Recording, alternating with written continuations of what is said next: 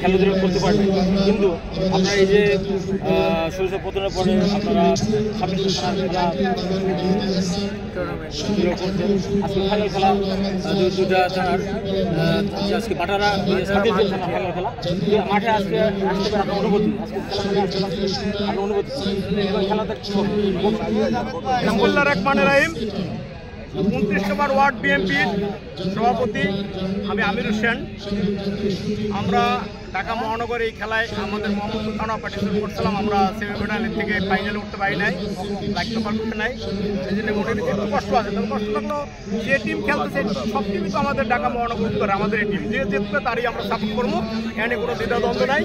আর আমিনুল ভাই এই সরকার পড়ার পর থেকে 5 তারিখের পর থেকে সারা বাংলাদেশে এমন কোনো জেলা নাই উনি এই খেলারে তুলে না ধরছে। এই খেলাটা যদি আগের থেকে হাসিনা গভর্নমেন্ট চালু রাখতো তাহলে এই দেশে এত মাদক সন্ত্রাস, এই চাঁদাবাজ ছিনতাইকারী এটা থাকতো না। মানে হাসিনা সরকার এই খেলাধুলা চায় না, চাইছে যে যুব সমাজটাকে মাদক দিয়া, ওদেরকে ঘরের ভিতরে ইন্টারনেট দিয়া, ওদেরকে বসাইয়া ফার্মের মুরগি আছে না ওদেরকে বানাই রাখতে চাইছিল।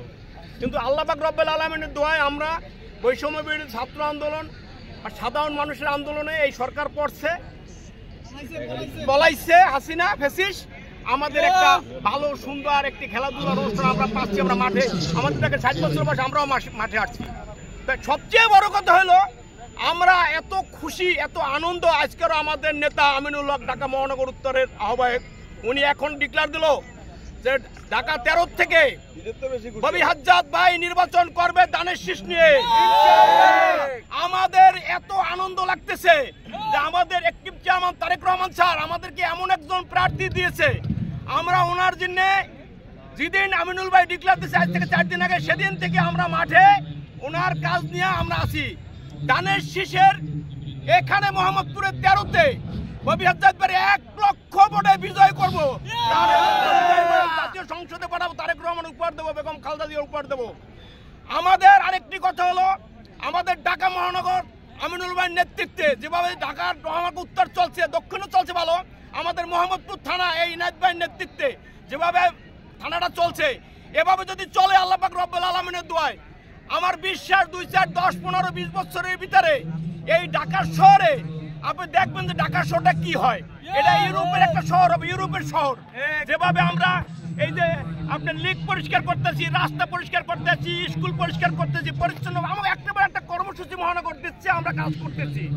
আমাদের ববি হাজ্জাদ ভাইয়ের সাথে আমাদের যে দেখা সাক্ষাৎ হয়েছে উনিও এই সেম কথা বলছে যে উনি এরকম বলছে আমি আপনাদের চাকর, আপনারা আমাদেরকে হুকুম দেবেন, আমরা কাজ করব, শুধু কাজ করব, আমরা কাজের জন্য আসছি, এখানে আমরা ব্যবসার জন্য আসি না। আমিও বলতে চাই 29 নম্বর ওয়ার্ড বিএনপির পক্ষ থেকে যে আমরা এখানে কাজের জন্য আসছি।